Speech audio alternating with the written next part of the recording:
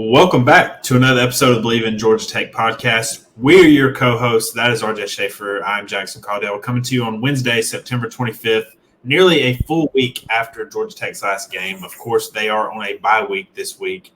And we were going to do a show Monday, but we kind of were wanting to get some more thought into it and kind of just get – I know it's not technically the midway point in the season, but it feels – it maybe feels appropriate to do kind of like a team review at this point in the year. Kind of, Tech's played it against anybody in the country right now. So I think we got a pretty good bit of data to go off of. It's not like they've just played a couple games and we're still trying to figure some things out. So we'll kind of just give our thoughts on the team. But RJ, as a fan of the Detroit Tigers, how are you doing, buddy? I think you're doing better than most Georgia Tech fans are doing. Like we're a lot of us are sitting here on the I assume most Georgia Tech fans are Braves fans, so as a fellow Braves fan, I can say I'm sitting on the edge of my seat. But as a Tigers fan, like you got to be sitting pretty good. Hey, if you asked me that question a month ago, you would have gotten a lot of different answer. But they've came straight out of nowhere, and they almost—I won't say that, but I'm thinking they're kind of looking better than the Braves are right now. Yeah, if there is anybody that fits into the Venn diagram of Georgia Tech fan and Detroit Tigers fan, like RJ here, go check out the Believe in Detroit Tigers podcast. RJ does that one as well. He is a busy guy, so postseason's heating up. But here we are a Georgia Tech podcast, and we're going to kind of, again, give a kind of a season review up to this point type of thing, and kind of just look at things we like. There's obviously plenty of things that we don't like right now, and we're going to get into that. But I guess before we start, last night the ACC schedule was released for both men's and women's basketball for Georgia Tech. Any takeaways from that? I mean, they opened with North Carolina on the road December 7th. Then they get 3 straight home games. I'll say I've seen this going around too, and I want to echo it. Having 3 straight home games when students are on break is crap, especially when one of them is Duke. Like, I hate that, like, so much. Because it just I don't know. I just don't like the way that is. They wrap up ACC play on the road March 8th at Wake Forest. Last home game, ACC home game, is March 4th against Miami. Any big takeaways from this? I know we're still a little bit away from college basketball season. I know me and you are both kind of we want to see what this team looks like. But any thoughts from the schedule coming out yesterday? Yeah, I won't put a ton of thought into it. I just thought that it was cool that they start ACC play against North Carolina, obviously knowing what happened last year. So I think that could be, especially if Georgia Tech looks really good non-conference, that could be a really highly touted game. So I'm really excited for that one. And opening up with, one of the big premier programs in the country, because, last year's ACC opener was against Duke. Obviously, that was a Georgia Tech win. So I did find that kind of interesting, but I don't have like 10,000 thoughts on the ACC schedule released in September. Like it's another reminder that college basketball is creeping a little bit closer. The season opener against West Georgia is, I think, November 8th, if I'm correct. So still got a little ways to go. But I guess my take on the ACC as a whole, when I just look at the schedule, is like there's just a lot of intrigue with these teams because I think Duke and North Carolina have the most talent. And then I think there's a lot of questions as to who else is going to step up in the ACC. Like, I don't know. I haven't sat down and given just a ton of thought yet, but just looking through the schedule yesterday, it was like I was looking to see when they played Duke and North Carolina, and then just so many teams. I'm like trying to think off the top of my head, like, man, that's an interesting matchup. Like, I'm kind of interested to see how that team looks this year. Any thoughts on that? Just kind of as we get into it. Yeah, and I think it is interesting. They start the season. They start ACC playoff with North Carolina. Then they play Duke. So you're playing 2 of the top teams in the ACC straight off the bat. Yeah, and it's tough to project where teams are going to finish right now. I know I've probably said it like 3 times already, but there's a lot of intrigue, I think, after those top 2 spots, because I'm pretty sure those will be the top 2 teams coming out of media days in October. Wouldn't you agree? Yeah. So, I think there's a lot to look for in those games, especially as Georgia Tech fans. But I wouldn't be too upset if those were losses. Like that, those are good teams. Yeah, for sure. But again, we'll talk more about basketball as the season gets closer. But today we're going to kind of give a review. Like we're going to kind of start with the things we like, we don't like, and kind of an outlook on the season going forward. Because I do think at this point, I think most people may have thought we would have been 3-2. I think so. Most people gave Georgia Tech the wins against VMI and Georgia State, and then they thought they would get one of Louisville, Florida State, or Syracuse. I think most people thought Syracuse. So being 3-2 is not totally surprising. I think maybe in the manner it happened, especially after the Florida State game, I think can be a little disappointing, especially now that we know Florida State is not good, even though they did beat Cal last Saturday. But I guess, coming off a loss, I kind of want to start with the things we don't like. I think because the things I think we like are pretty easy to point out. And I think the number one thing I don't like right now of the many you could choose from is maybe the most surprising to me, and it's just the lack of ability to run the football. And I think some of it goes to offensive line, and I think some of it's on running backs. And I saw the sentiment a lot after the game on Saturday, and frankly, I would agree with it. I think some play calling it's not been up to the same standard. I think, one of the things I definitely want to see coming out of the bye week, and I talked about this on the show Saturday, is more of a diversity in the run game. I get trying to run the ball. I really do. I think they should continue to try to run the ball. I'm not saying we need to turn into passing the ball 65 times, but I think when you're just doing the same thing over and over on these 4th and 3rd and shorts and it's not working, it's just, okay, can you try to mix it up a little bit? That's something I think that has to change. But just the lack of domination in the run game, especially, when you come off the Florida State game, everybody thought Florida State had a very good defense. You're like, Georgia Tech just ran through them for nearly 200 yards. They're going to continue that. They look pretty solid against Georgia State. And again, I hate to be the takeaway the VMI guy, but I think you have to put that into context. The last 2 games against Power 4 opponents, it's been bad.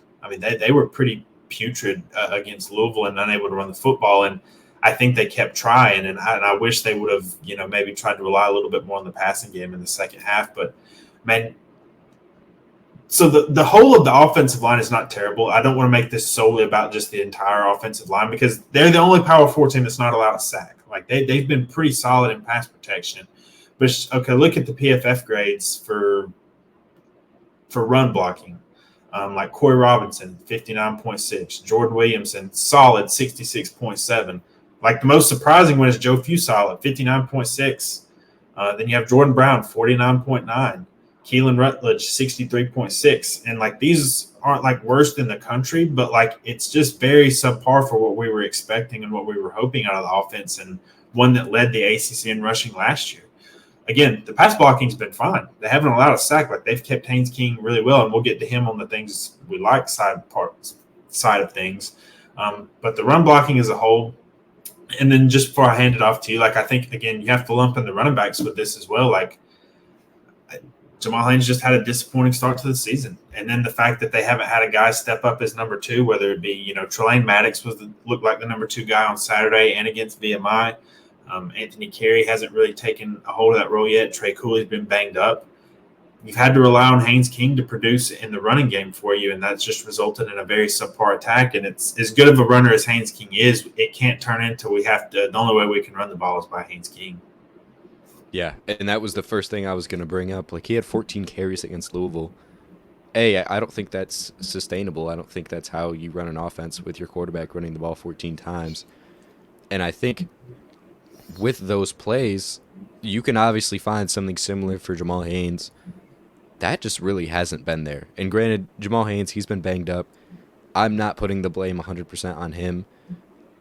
I think the issue with the run game is a mix of the offensive line. I think it's a mix of kind of this one-dimensional play calling where we saw in the back half of the Louisville game. It was run up the middle, run up the middle, run up the other side of the middle, run up the middle again. There wasn't much to see there. And I do not want to see Haynes King be put into the role that he was put in the Louisville game, because I'm not wishing injury on him, but you put him in a bad situation where he's getting hit 8 times a game, and you just don't want that because he is your best player in the offense. And that's my biggest thing I don't like, is because I don't want to see Haynes King put himself in situations he shouldn't be. I don't think Haynes King should be running the ball all that much besides scrambling out of the pocket and getting yards and, being able to slide down. That hasn't really been the case. It's been mostly design runs.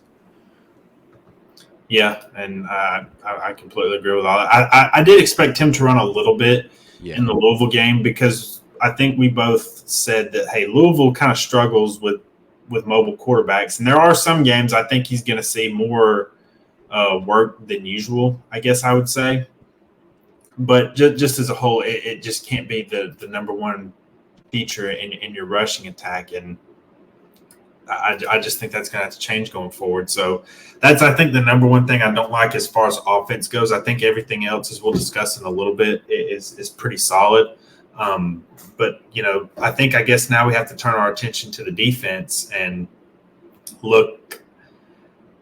Man, how many times have we talked about this over the past few weeks? Because I feel like I'm like almost going insane by how much I'm repeating myself. But the pass rush and then the coverage, combining both things that have not been good, has just been a disaster.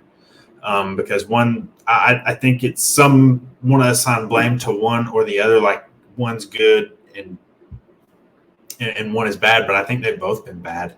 Look, they didn't sack Tyler Shuck at all. They have 5 sacks in 5 games, and 3 of them were against VMI.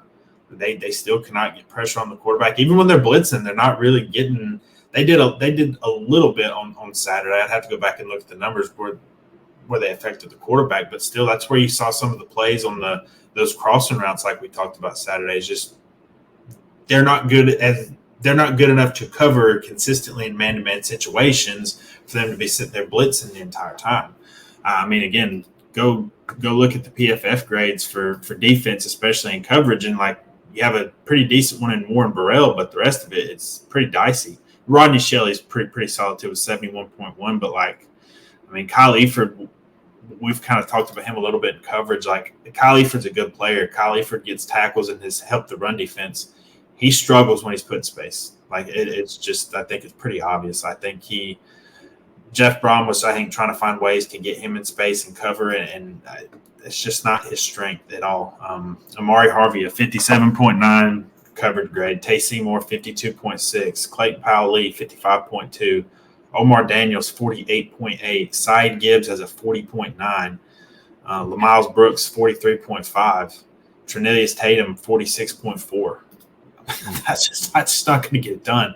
And you can like or dislike PFF, but when grades are that bad, I think you have to admit that, things are not going great on that end. So I don't know if it's just scheming defensively. I don't know, because this is the group you have. Like it's not like I don't think anybody's sitting there waiting in the wings where they're just somebody else is going to come in and take a bunch of playing time from these guys, because that's not what you want to. Like, these guys have a lot of experience, and I still think they're talented, but whatever they're doing is just not working.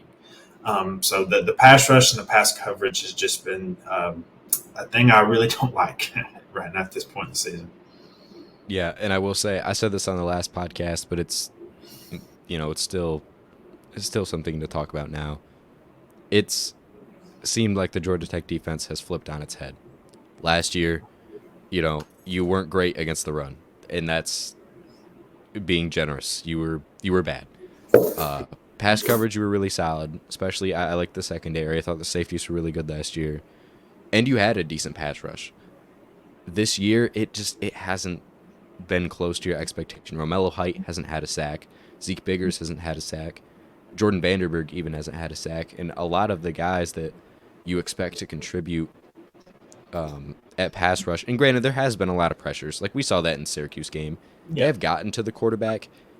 It's just about finishing. And that's kind of been a problem. It's a lot more apparent this year. I would be more worried about the pass rush than the secondary. I know the numbers kind of look abysmal. I think the safeties are really solid. I think your biggest question, though, is who do you want there at second outside cornerback? There hasn't really been anybody that's been there 100%, and I've thought, that they should stay there for the rest of the season. I thought the run defense has been okay. Really good at times, fading off in some other ways. I thought it was really good last week. But there are a lot of ways to improve, And I think it starts. I think it starts up front. Yeah, and I think some of it's matchup based because again, Louisville has a good offense. It was one of the things we talked about is when teams have good passing attacks with good play callers and good weapons on the outside. That's a bad matchup for anybody, but it can just really exploit Georgia Tech's issues. And I think that they don't face actually a ton of strong passing attacks the rest of the way. You look at it like Duke is very much up in the air. Like I don't. I'm still trying to figure out what they are exactly. Like that passing is what they do best. I don't know that they're good at it. North Carolina has looked okay. Notre Dame is good, but their passing game is not. Virginia Tech cannot throw the ball.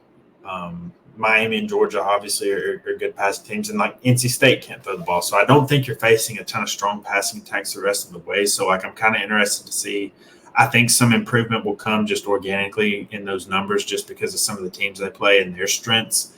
But again, it just hasn't been very good. Whether it's the pass rush, whether it's the coverage, and I agree with you about the. I think the coverage numbers look bad, but covering this team for the time that I have is I've seen these guys play a lot of football, and I don't think they're as bad as these numbers indicate. Like Miles Brooks is a good football player. Clayton Powley is a good football player.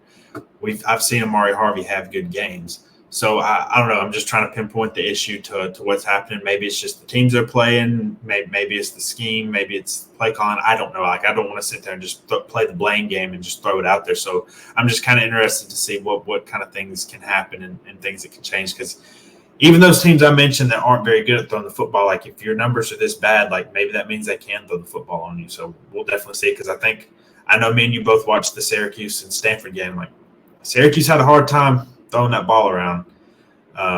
They still put up a little bit of numbers, but they didn't look as crisp throwing the ball around against Stanford. And I have a hard time believing Stanford's more talented than Georgia Tech in the back end. So that's just something to keep an eye on going forward.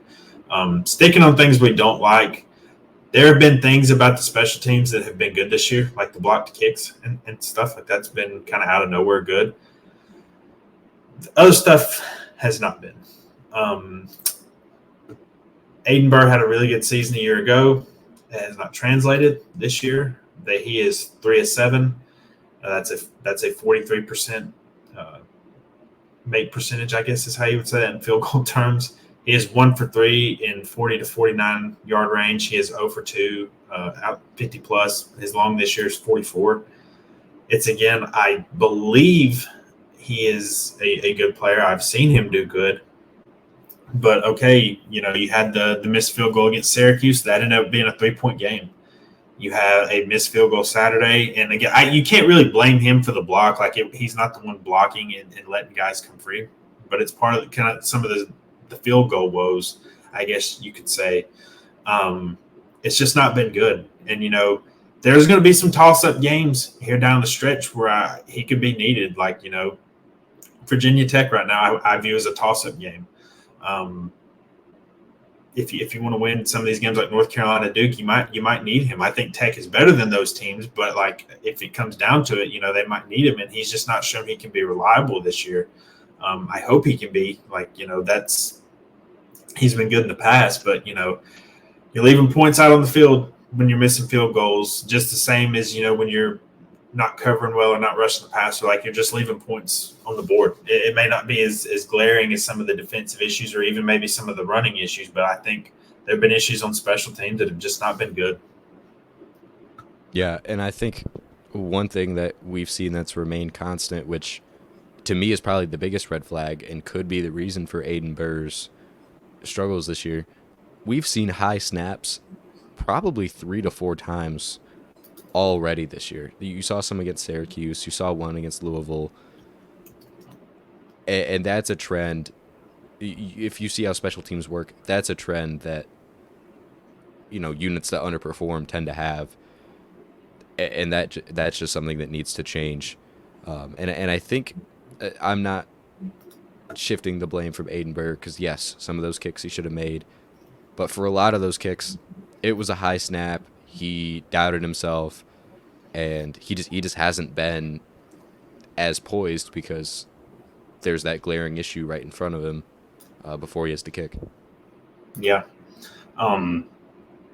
Anything else on the things we don't like? Because that kind of hit on everything I wanted to hit on. Like, we'll get to the offense in just a second, but running game and run blocking and some play calling. I think the offense is still good. Like the numbers look fine. I don't think the play calling has just been a total disaster all year. I really like the pass play calling. My only issue is the run play calling. And I agree. Like, they're still 23rd overall in offensive success rate. Like, that's pretty good. That's better than you were last year. It might not feel like it, but yeah, they're 72nd in offensive success rate when running the football, 8th in drop back success rate. So that does tell you, like, they've been obviously a lot more successful in throwing the football than they have running the football. And I think I may have made this point, but I just want to reiterate it again. I think they need to still run the football. Like, I still think that you can't abandon it. But I also think if it's not working, I do think they need to go away from it a little quicker and lean on the passing game, because I saw that was a pretty common complaint amongst some, and I don't think it's invalid at all. I think when you get to a certain point in the game where things are just not working, I think just beating your head against the wall, just still trying to do it, is just not going to work. Like, if it's not established at that point, it's just not established, And Haynes King has been one of the highest graded players, quarterbacks in the entire country this year, as we're going to talk about. Like, and I think leaning on that passing game a little bit more when you're not able to run the football is just something they should do instead of continuing to run it. Like, they nearly had 40 rushing attempts Saturday. I just think at some point you may have had to cut your losses and say, this just isn't working. They can't cover us, because again, Georgia Tech threw the ball pretty well on Saturday against Louisville. So anything else there? Nope. Okay. Let's go to the more positive side of things. We most of the time I think people start out with positive, but I think coming off a loss, I think some of the negative things maybe we need to get out into the air and into the open. Now, things we do like at the bye week, I still think there's a pretty good list. Like, I don't think they're in a bad spot, So the number one thing I like, I'm just going to start off with the passing game and Haynes King as a whole. Coming into the year, we talked about what he did last year, but how there was still a lot of things to improve upon, and he's pretty much improved on all of them. Like, he has the top completion percentage in the ACC right now. As I just said, Georgia Tech is 8th in dropback success rate, and that really pulls up the offensive success rate as a whole because they just haven't been able to run the football with a lot of success so far. He looks like he is making good decisions. He's not forcing anything. He made a very boneheaded play Saturday. I don't think anybody's going to disagree with it. It was just it gave Louisville 7 free points, but the numbers look good. The passing game as a whole looks very good. It's not just Haynes either. Like, Malik Rutherford's been outstanding this year. Like, he has been very good. I think right now I think he would be an all ACC receiver. I know it's too early to be thinking about that, but that's the level he's played at this year. Like, he's been good. Eric Singleton has had a very good couple of games. He had 100 yards first half against VMI. He had a pretty good game on Saturday. He's also taken some carries into the end zone. He's ran the ball well when they've given him those opportunities. And then also, I think it was maybe too much of a talking point last year that tight ends weren't used very much, even though, I think Dylan Leonard and Luke Benson were good at certain things. But, we've seen an uptick in usage in Avery Boyd and Jackson Halls. Like, Avery Boyd has turned into a pretty solid weapon. Like, I know it's not going to overwhelm you with stats, but you can point to something he does pretty good every game. Like, he had a big 28-yard catch against Louisville on Saturday. He did a little bit he caught a touchdown against Georgia State. And he did a pretty good job against Syracuse as well. So he's definitely earned some opportunities. Jackson Halls has kind of been more for his blocking, but he caught a 33-yarder on Saturday. So I think the tight end usage is also something I like. And then, I know we talked a little bit about what we didn't like from the offensive line at the beginning, but they haven't let up a sack. Like, you literally cannot ask for anything more of an offensive line in terms of pass protection than, hey, literally don't let my quarterback get sacked. And it's not like they're only throwing the ball 10 times a game either. Like, they're not that most pass heavy team in the country, but they do throw the ball around enough where that's an impressive stat. Like, that's a good thing that they're protecting the quarterback like that.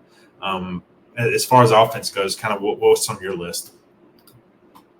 Yeah, one thing I wanted to touch on, obviously QB sacked. Like, that's ridiculous. I don't know if we've seen that in Georgia Tech past week 4 in a long time. Granted, they played 5 games past week 4, but that's ridiculous. But one thing I wanted to highlight is the completion percentage out of the Georgia Tech offense. They're completing 72.8% of their passes. Like, that's 4th in the country. Yeah. And I think people are not realizing, like, that's an elite number. Mm-hmm. And when you go through and you talk about highs of this team, I think a lot of it is on the pass offense, because heading into the year, we didn't really know what we had on offense. And we kind of thought it would be a very, very, very run-heavy offense. Hasn't really been that Well, to the extent. In terms of success, yeah, I still think it's Yeah. been run heavy in terms of like play calling and what they want the identity to be. Yeah, I'm saying success-wise, Sure. you've seen, because we know what Georgia Tech has in the passing offense right now. We know how explosive that's been. In the preseason, that was probably one of our biggest questions. We didn't know what we were going to see out of this offense. We didn't know what Brent Key wanted to do, frankly. But Haynes King has been the most elite of elite. Barely, completing all of his passes, barely making any errant decisions, with some notable exceptions. And I just think they've looked very good passing the ball in comparison to other years where that wasn't even really the case. And they don't give the ball away either. No, and so that's what I wanted to hit on. I think it's just the consistency in that area, because honestly, like, the passing offense was pretty solid last year, like as far as numbers go, but it was like the one glaring thing that people should have pointed out: 16 interceptions. He's not putting the ball in harm's way as much this year. Again, the Louisville mistake, you can't say nothing good about that. Like, that was just a terrible play, terrible decision. And then you had like the one interception against Georgia State that really wasn't all that consequential, but passing game wise, I think it's been pretty good. And I think we've seen it's been very targeted to 2 receivers. Like, you look at Malik Rutherford has 29 catches, Eric Singleton has 21. And then, Avery Boyd has 12, Chase Lane 13, Jamal Haynes has 11. Like, it's mostly funneled through those 2 receivers. And that can be a good thing.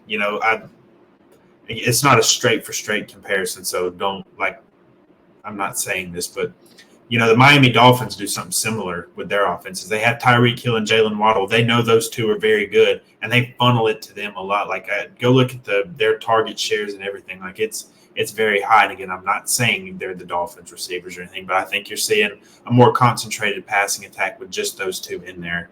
And then, you sprinkle some Chase Lane. He's had some good third down catches this year as well. And then, like I said, tight ends have been a little bit more of a not a vocal point, but they've been more involved for sure this year. But anything else on offense? Is there anything we're missing? Yeah, well, the only one thing I wanted to say is you touched on the tight ends. I really liked what we've seen out of Avery Boyd, kind of being forced into the tight end position. He's been open all the time and blocking actually a lot better than I thought he would. Yeah, he has. Like, the tight ends as a whole have been good this year. Yeah. So I guess let's go to the defensive side of the football, and let's talk about the run defense. It's been pretty good. Like, I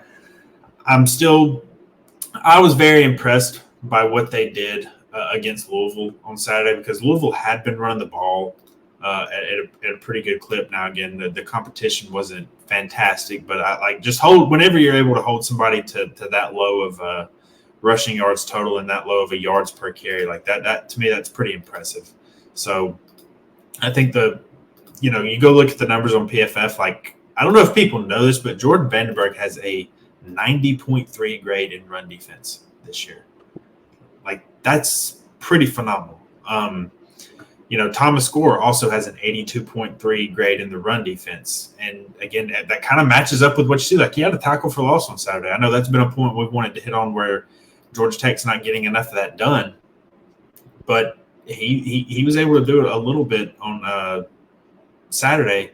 Right now, Georgia Tech is 4th in the ACC in rushing yards per game allowed.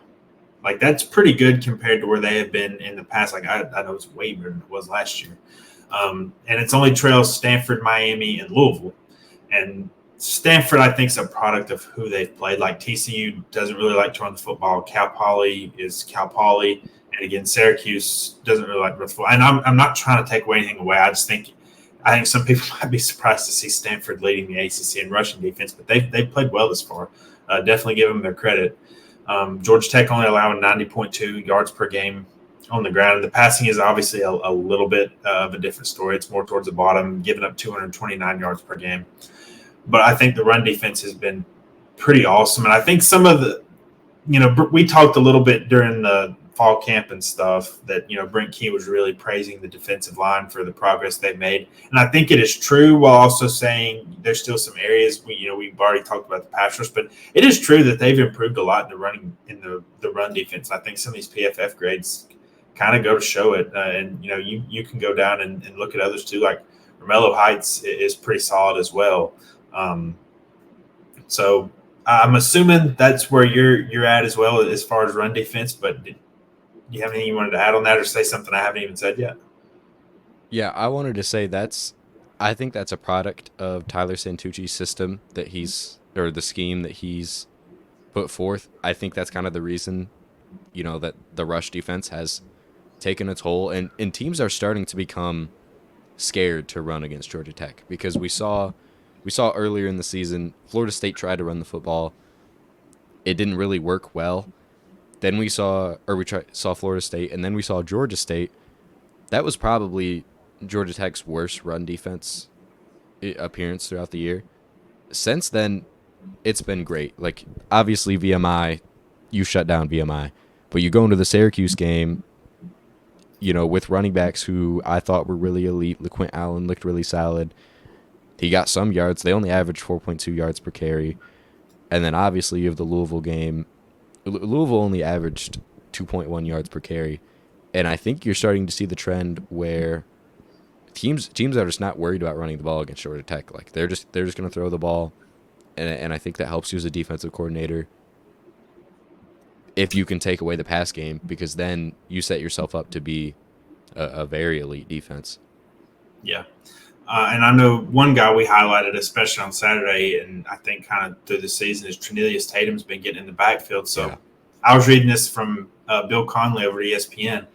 Only 2 players can claim at least 5 pass pressures, 6 run stops, and 7.5 tackles for loss thus far.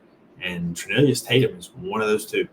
So he has been pretty productive. He's the one, like, the PFF grades don't look fantastic for him, but I do think from an eye test perspective, for somebody who's watched every snap of the games and been there, he's looked pretty solid so far this season in creating some havoc. Not saying he's perfect by any means, but like I do think it's fair to highlight his performance. I think the 2 transfer defensive tackles, Vandenberg and Gore, have been good this year. The linebacker play has been solid in run defense. Again, I think there's left a lot to be desired as far as coverage goes. I do think tackling can be a bit of an issue in the secondary. It's been okay. It's not been a total disaster, but I do think there have been times where I don't think the tackling's been very good in the secondary. But as far as things we like on the defense side, I think the run defense has been clearly the best thing. And I think the defense in total has been trending in a good direction, because we saw early in the season they weren't really getting any tackles for loss or sacks at all. But they got a decent amount of tackles for loss. Granted, I know that's not the only measure of success for a defensive lineman, but Romello Height getting a TFL, Thomas Gore getting a TFL, Jackson Hamilton, I think, had a TFL. It's just, you're seeing progress in a positive direction, and I think that's something I'm happy to see. And I think Santucci, I think he has some tricks up his sleeve. Yeah. I guess I do want to circle back to one thing that I didn't like, because I don't think we talked about it. Georgia Tech has not intercepted a pass this year. Yeah. They're not creating turnovers at all this year. Like, they had the fumble against VMI forced from Amari Harvey, and then a fumbled snap against Georgia State? It was something like that, right? Yep. Other than that, they're not creating turnovers, which, again, it just goes back to a lot of the issues we talked about on defense. But yeah, when you haven't intercepted a pass nearly halfway through the season, that's not great. And and clearly something that, like, you want to give more possessions to your offense by creating turnovers, and they just haven't done that yet. So, um, But the thing is, they're not. It's not like they're losing the turnover battle by a lot because they yeah, haven't really given the ball away either. yeah, like that's. I love the little positive spin we got on that one. Yeah, that's a you get a good grade from me in the notes there. I guess let's just kind of look season outlook going forward. I don't think I had some time to I went back and watched the game again for those that I'm sure not a lot of you wanted to, but I did. I did go back, and me and RJ both watched the game again, and I still think my thoughts on it and going forward are pretty similar. Like, I didn't expect to really drastically change anything. I think Louisville is a good football team. Some things that Georgia Tech was not able to do, I don't think every team is necessarily equipped to stop them. Like, Louisville has a very good front seven, and they're good at stopping the run. Now, obviously, Syracuse does not, so I think the running game issues are still there that we want to see fixed. But I still think 6 or 7 wins is the most likely outcome if you handle your business. But I do want to emphasize the point I made is Tech is good enough to beat teams on their schedule, and they're good enough to lose to pretty much anybody they have left to play. I still think we're learning about some teams. I don't think it's a good measure to look at the schedule and just start just penciling in wins. Like, you see a lot of people do that across the country, whether it's I can't tell you how many times I heard during the preseason about Nebraska starting 8-0 going into the Ohio State game. All right, they just lost to Illinois, so they were favored to win that game, but they lost. Virginia Tech was supposed to be 4-0 heading into this part of the year. They are 2-2. Then one of the losses is to Vanderbilt, so they're just not at the level where you can just pencil in wins. And I'm not even trying to sound overtly negative, but I just think I just wanted to get that point out there that, like, they're still going to have to earn their way back to a bowl game. I think they will get there, but they're going to have to earn it because, Duke, I still think Duke's a mystery. Not trying to be a Duke hater or anything, but let's admit the competition they've played has not been the greatest. I mean, they beat Middle Tennessee State, Elon. They kind of escaped against UConn and let that game be much more involved than it should have been. And Northwestern has a case to be the worst team in the Power Four. So we're still trying to find out about them. They're favored, actually, against North Carolina this weekend, which I did not think I'd be saying 2 weeks ago. So the game's at home. It's at night for those that are not aware. That game put 8 o'clock ACC network. But you can't just automatically pencil in a win. I know North Carolina looked horrific on Saturday. Again, it's a road game against a team that does have some talent. Like, you can't pencil in a win there. Notre Dame is obviously going to be a very big challenge. I know Virginia Tech's looked bad, but it is a road. And I'll say this, Georgia Tech's had some weird success in Blacksburg. Like, they actually tend to win up there a pretty good bit. But it's a road game against a team that's supposed to have some talent. I don't know what their mindset's exactly going to be like going into that game because I think they're probably going to get killed by Miami this weekend, but we'll see. They play Miami at home. Georgia Tech, that's going to be a very tough game. I won't say it's an automatic loss, but it's a tough game.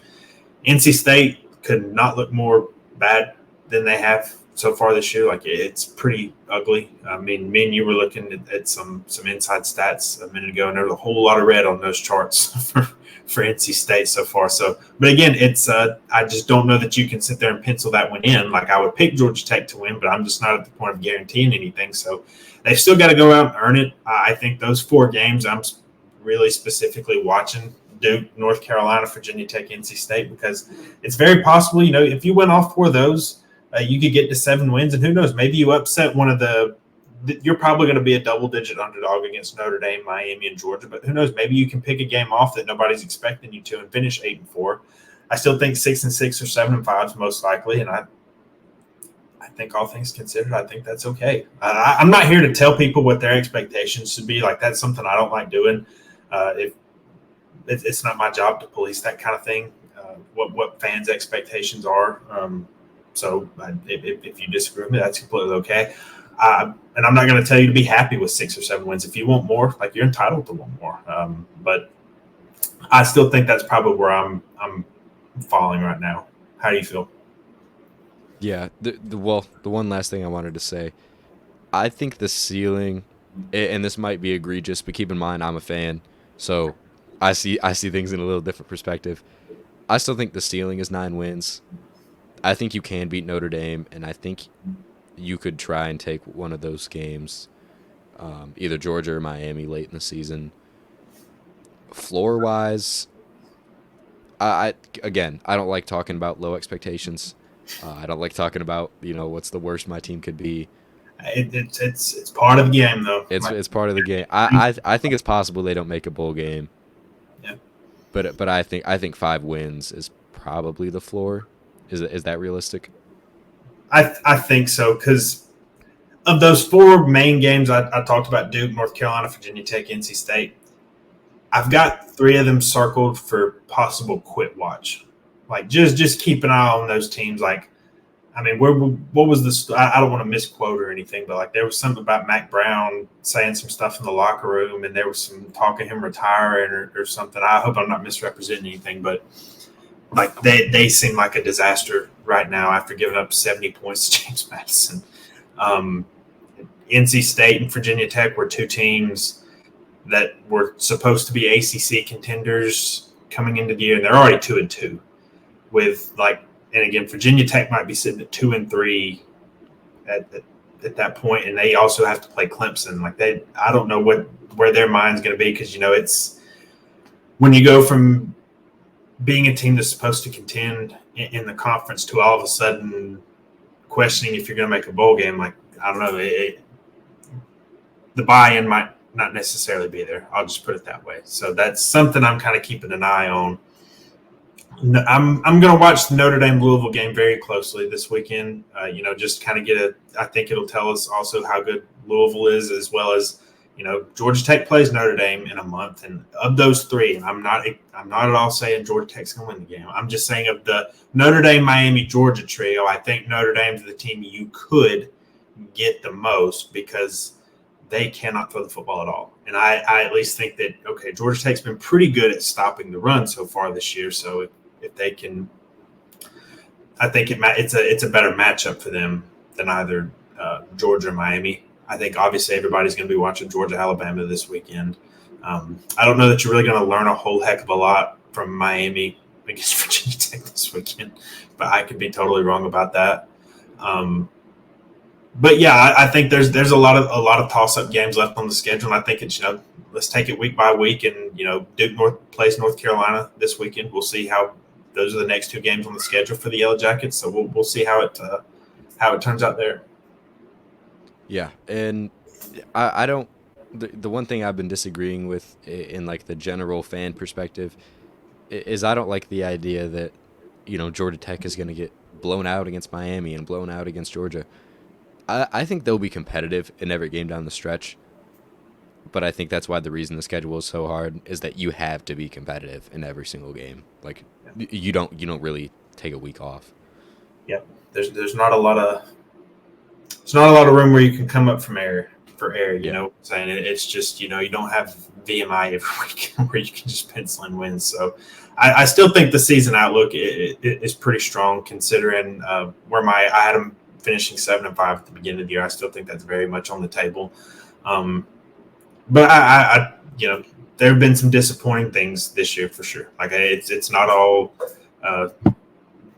rosy and everything like that. Like the running game needs to get fixed. The pass defense needs to be better. The pass rush and creating turnovers has to be better. The field goal unit has to be a lot better. And that's one thing some things we like. I know we talked about some things we didn't like about the special teams unit, but Georgia Tech's been blocking kicks this year. Like they're right up there at the top of the nation in terms of kicks blocked. They blocked one against Louisville, blocked a few against Syracuse. She had a punt block and a field goal block in that game. Like tip of the cap to Ricky Brumfield for that one. Like he's done a good job coaching that unit. I know the field goal. They've got issues kicking field goals right now, but we'll see if that can get turned around because that kind of stuff can cost you. But yeah, I think that's kind of our review at this point in the season. I think the issues that they need to work on are pretty clearly defined and I think obvious. Like I think it's not like we have to go under the hood to really see what's giving this team problems on a game-to-game basis. And I think the things that they're good at really stand out as well. Passing game has been really good. Run defense has been solid. They've been able to cause some havoc on special teams as far as blocking kicks. And then on the other hand, like it's been other aspects of the defense have been very rough. Run game's been bad and missing kicks. So, you keep doing the things you're good at doing and raising it to that level, and then fixing the issues that you need to work on. That's what leads to wins. That's not a very profound statement I just made. So, if you do the things you're good at doing and fix the bad, I think you'll be good. Like that. If you score more points than the team you play, you do win the game. That's my take on it as well. So, anything else you want to add as far as football goes? I just wanted to say really quick, like with the landscape of the ACC the way it is right now, Georgia Tech can beat pretty much any team in the conference. Yeah. I mean, me and you were debating. I don't know who the fourth best team in the ACC is. Like, I think the top three is pretty clear right now as far as Miami, Clemson, and Louisville. I don't know who the fourth best team is after that. I really don't. Yeah, I mean, you could argue a lot of different plenty of teams. Yeah. Just not Florida State. So that's going to do it for this show. You're only going to get one this week. There's obviously no instant reaction. I won't say an easy Saturday for anybody, but I think as far as Georgia Tech fans go, I think they can, not be as stressed as you normally would on a Saturday. So we won't obviously have a show this Saturday. We will be back next week, either Monday or Wednesday. We haven't really decided. We will obviously do our Duke preview on Wednesday, and then an instant reaction after that game. That will be a late night one, obviously, but and it may even come Sunday. I can't even promise it'll be Saturday night, but we will try to give that next Saturday. But as always, guys, we've loved the support that y'all show for us. It's greatly appreciated. It does not go unnoticed at all. I want to be towards 1,000 subscribers by the end of the season. I know that's a tall task, and I might be, over my skis a little bit here, but I think we can do it. I think we can get to 1,000 subscribers by season's end.